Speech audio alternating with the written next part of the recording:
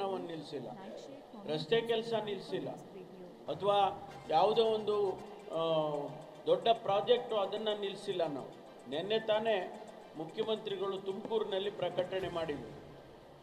ಎತ್ತಿನೊಳ ಯೋಜನೆ ಅವ್ರದ್ದೇ, ಅವರ ಕೂಸೋದು. 2012ರಲ್ಲಿ ಕಾನ್ಸೆಪ್ಟ್ ಮಾಡಿ ಸಕಲೇಶ್ವರದಿಂದ ಕೋಲಾರ ಚಿಕ್ಕಬಳ್ಳಾಪುರಕ್ಕೆ ಕುಡಿಯೋ ನೀರನ್ನು ಕೊಡಬೇಕು ಒಣ ಪ್ರದೇಶ ಅಂತ ಹೇಳಿ 12,000 ಕೋಟಿ ರೂಪಾಯಿಗೆ ಎಸ್ಟಿಮೇಟ್ ಮಾಡಿದ್ರು. ಅದು ಇವತ್ತು ಎಸ್ಕಲೇಷನ್ ಆಗಿ 23,000 ಕೋಟಿ ಆಗಿದೆ. ನಿನ್ನೆ ಪ್ರಕಟಣೆ ಮಾಡ್ತಾರೆ ಮುಖ್ಯಮಂತ್ರಿಗಳು, 2027ಕ್ಕೆ ಈ ಪ್ರಾಜೆಕ್ಟ್ ಕಂಪ್ಲೀಟ್ ಆಗಬೇಕು, ನಾನು ಹಣ ಒದಗಿಸಿದ್ದೇನೆ, ಹಣ ಕೊಡ್ತೇನೆ, ಈ ಪ್ರಾಜೆಕ್ಟನ್ನು ಕಂಪ್ಲೀಟ್ ಮಾಡಿ ಅಂತೇಳಿ ನಿನ್ನೆ ಪ್ರಕಟಣೆ ಮಾಡಿದರು.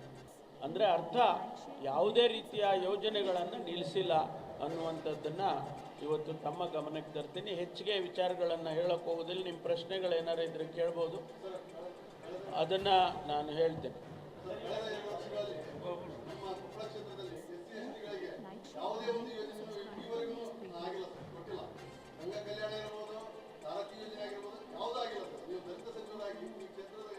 ನೋಡಿ, ನಮಗೆ ನಮ್ಮ ಹತ್ರ ಅಂಕಿಅಂಶಗಳಿದ್ದಾವೆ, ನಾನು ನನ್ನ ಹತ್ರ ತಂದಿಲ್ಲ. ಇವತ್ತು ಎಲ್ಲ ಜಿಲ್ಲೆಗಳಿಗೆ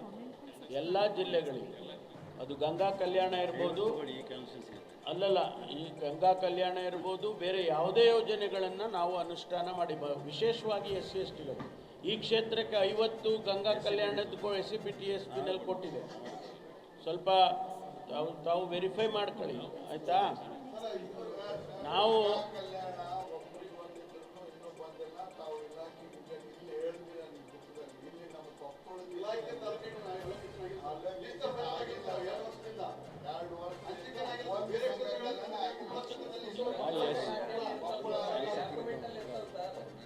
ಅಲ್ಲಲ್ಲ, ನಾನು ಈಗ ಒಂದು ನಿಮಿಷ ಈಗ ನಾವು ಚರ್ಚೆಗೆ ಹೋಗೋದು ಬೇಡ. ಒಂದು ವೇಳೆ ಇಂಪ್ಲಿಮೆಂಟ್ ಆಗಲಿಲ್ಲ ಅಂದಿದ್ರೆ ಅದನ್ನು ಇಂಪ್ಲಿಮೆಂಟ್ ಮಾಡಿಸೋಣ. ಅಲೋಕೇಶನ್ ಆಗಿದೆ, 50 ಜನರಿಗೆ, 50 ಫಲಾನುಭವಿಗಳಿಗೆ ಕೊಟ್ಟಿದ್ದಾರೆ, ಟೆಂಡರಿಂಗ್ ಆಗಿದೆ. ಅದನ್ನು ಇವಾಗ ಇಂಪ್ಲಿಮೆಂಟ್ ಮಾಡೋದಕ್ಕೆ ನಾವು ಕ್ರಮ ತಗೊಳ್ಳೋಕೆ ಸೂಚನೆಯನ್ನು ಕೊಡ್ತೇವೆ.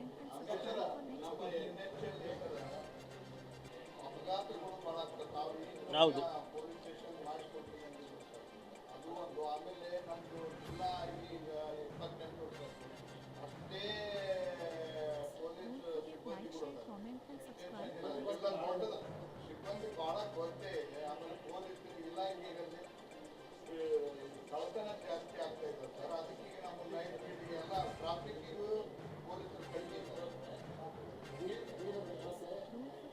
ನಮಗೆಲ್ಲ ಗೊತ್ತಿದೆ.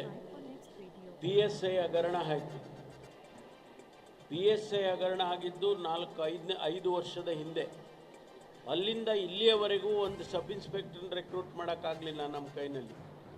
ಯಾಕೆಂದರೆ ಆ ಹಗರಣ ಸಂಪೂರ್ಣ ಅದಕ್ಕೇನು ಇನ್ವೆಸ್ಟಿಗೇಷನ್ ಆಗಬೇಕಾಗಿತ್ತು ಅದೆಲ್ಲವನ್ನು ಮಾಡಿ 1,000ಕ್ಕೂ ಹೆಚ್ಚು ಸಬ್ ಇನ್ಸ್ಪೆಕ್ಟರ್ ಹುದ್ದೆಗಳು ಖಾಲಿ ಇದ್ದಾವೆ. ಈಗ ಕಳೆದ 2 ತಿಂಗಳ ಹಿಂದೆ 545 ಸಬ್ ಇನ್ಸ್ಪೆಕ್ಟರ್ಗಳನ್ನ ಏನು ನಾವು ರೆಕ್ರೂಟ್ಮೆಂಟ್ ಮಾಡಬೇಕು, ಅದಕ್ಕೆ ಹಗರಣ ಆಗಿತ್ತು.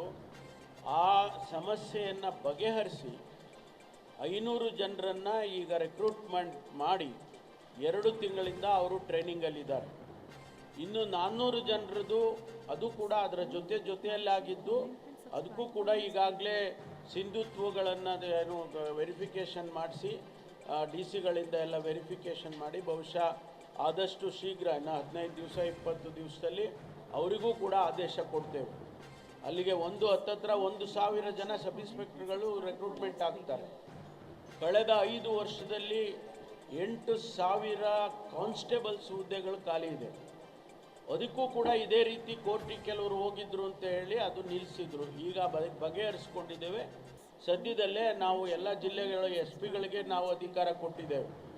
ನಿಮ್ಮ ಎಲ್ಲಿ ಖಾಲಿ ಇದೆ ನಿಮ್ಮಲ್ಲಿ ಅದನ್ನು ನೀವೇ ತುಂಬಿಕೊಳ್ಳಿ ಅಂತೇಳಿ ನಾವು ಅವರಿಗೆ ತಿಳಿಸಿದ್ದೇವೆ. ಈಗ 5,000 ಜನ ಕಾನ್ಸ್ಟೇಬಲ್ಸ್ಗಳು ಕೂಡ ರೆಕ್ರೂಟ್ ಆಗ್ತಾರೆ. ಯಾರಿಗೆ ಕಡಿಮೆ ಇರುತ್ತೆ, ಒಂದು ಸ್ಟೇಷನ್ನಿಗೆ ನಮ್ಮಲ್ಲಿ ಏನು ಪೊಲೀಸ್ ಕಮಿಷನರೇಟಿಂದ ನಮಗೆ ಇದು ಕೇಂದ್ರದ ಪೊಲೀಸ್ ಕಮಿಷನರಿಂದ ಏನು ಸಂಖ್ಯೆಗಳಿಷ್ಟಿರಬೇಕು ಅಂತಿರುತ್ತೆ, ಅದನ್ನು ನಾವು ತುಂಬಿಕೊಡೋದಕ್ಕೆ ಎಲ್ಲ ಕ್ರಮವನ್ನು ತಗೊಳ್ತೇವೆ. ಯಾವುದೇ ಇಲ್ಲ, ಒಂದು ಇಲ್ಲಿ ನಾವು ಟ್ರಾಫಿಕ್ ಪೊಲೀಸ್ ಸ್ಟೇಷನ್ ಮಾಡಬೇಕು ಅಂತ ಉದ್ದೇಶ ಇದೆ, ಅದನ್ನು ಮಾಡ್ತೇವೆ. ಯಾಕೆಂದರೆ ಈಗ ಬಡ್ಜೆಟ್ನಲ್ಲಿ ಈ ವರ್ಷಕ್ಕೆ ನಮ್ಗೆ ಅಲೋಕೇಶನ್ ಸಿಗಲಿಲ್ಲ, ಅದನ್ನು ನಾವು ಖಂಡಿತವಾಗಿ ಮಾಡ್ಕೊಡ್ತೀವಿ.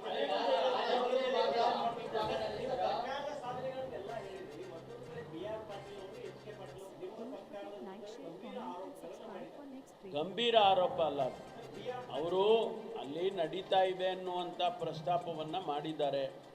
ನಾನು ಅವ್ರಿಗೆ ಹೇಳಿದ್ದೇನೆ, ನೀವು ಯಾರು ಸಂಬಂಧಪಟ್ಟ ಸಚಿವರಿದ್ದಾರೆ ಅವ್ರ ಹತ್ರ ಪ್ರಸ್ತಾಪ ಮಾಡಿ, ಸ್ಪೆಸಿಫಿಕ್ ಕೇಸಸ್ ಏನಾದರೂ ಇದ್ದರೆ, ಲಂಚ ತೊಗೊಂಡಿದ್ದಾರೆ ಅಥವಾ ಯಾರೋ ರಿಶ್ವತ್ ಕೇಳಿದ್ದಾರೆ ಅನ್ನೋದು ಸ್ಪೆಸಿಫಿಕ್ ಕೇಸಸ್ ಇದ್ದರೆ ಅದನ್ನು ಸಂಬಂಧಪಟ್ಟ ಸಚಿವರ ಗಮನಕ್ಕೆ ತನ್ನಿ, ಅದನ್ನು ಕ್ರಮ ತಗೊಳ್ತೀವಿ ಅಂತ ಕೂಡ ನಿನ್ನೆನೂ ನಾನು ಹೇಳಿದ್ದೇನೆ. ಯಾಕೆಂದರೆ ನನಗೆ ಕಂಪ್ಲೇಂಟ್ ನಮ್ಮ ಹತ್ರನೇ ಬರುತ್ತೆ ಆಮೇಲೆ, ಅದರಿಂದ ಬರೋಕ್ಕೆ ಮುಂಚೆನೇ ನಾನು ಹೇಳಿದ್ದೇನೆ, ನೀವು ಯಾರೇ ಅಂಥವರು ಇದ್ದರೆ, ಅಂಥ ಲಂಚ ಕೇಳಿದರೆ, ರಿಶ್ವತ್ ಕೇಳಿದರೆ ಅಂಥವ್ರು ಸ್ಪೆಸಿಫಿಕ್ಕಾಗಿ ನಮಗೆ ಸಂಬಂಧಪಟ್ಟ ಸಚಿವರಿಗೆ ಹೇಳ್ಬೋದು, ಇಲ್ಲ ಪೊಲೀಸ್ ಇಲಾಖೆಗೆ ಹೇಳಿದ್ರೆ ಇಮಿಡಿಯೇಟ್ ಆ್ಯಕ್ಷನ್ ಮಾಡ್ತೀವಿ. ಒಂದು HK ಪಾಟೀಲ್ ಸಾಹೇಬರು ಏನು ಹೇಳಿದ್ದಾರೆ ಅಂತ ಹೇಳಿದರೆ, ಏನು ಗಣಿ ಹಗರಣ ನಡೆಯಿತು, ಅನೇಕ SITಗಳಾಗಿತ್ತು, ಅದರಲ್ಲಿ 1,50,000 ಕೋಟಿ ಅಂದಾಜು ಹಣ ಬೇರೆಯವರ ಪಾಲಾಗಿದೆ, ಅನಧಿಕೃತವಾಗಿ ಆಗಿದೆ ಅನ್ನುವಂಥ ಮಾತು. ಅದಕ್ಕೆ ನೀವು ಏನು ಕ್ರಮ ತಗೊಳ್ಬೇಕಾಗಿತ್ತು ಅದನ್ನು ತಗೊಂಡಿಲ್ಲ ಸರ್ಕಾರಗಳು, ಎಲ್ಲ ಸರ್ಕಾರನೂ ನಮ್ಮ ಸರ್ಕಾರನೂ ಸೇರಿಕೊಂಡು. ಅದಕ್ಕೆ ಅವರ ಸಲಹೆ ಮತ್ತು ಅವರ ಆತಂಕ ಏನು, ಆ 1.5 ಲಕ್ಷ ಕೋಟಿ ರೂಪಾಯಿ ಆಸ್ತಿ ಏನು ಮಾಡಿದ್ದಾರೆ, ಯಾರು ಅದರಲ್ಲಿ ಭಾಗಿಯಾಗಿದ್ದರು ಆ ಹಗರಣದಲ್ಲಿ, ಆ ಆಸ್ತಿಯನ್ನು ಮುಟ್ಕೋಲು ಹಾಕ್ಕೊಳ್ಳಿ ಅಂತ ಹೇಳ್ತಿದ್ದಾರೆ ಸಲಹೆ. That is a suggestion given by the honourable minister. We will look into it.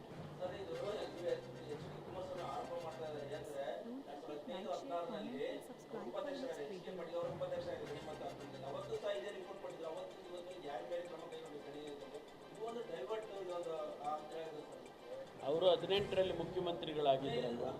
ಅಲ್ಲಲ್ಲ, ಕರೆಕ್ಟು, ಅವರು ಆಗಿದ್ದರು. 18-19ಕ್ಕೆ ಯಾರು ಮುಖ್ಯಮಂತ್ರಿ ಇದ್ದರು?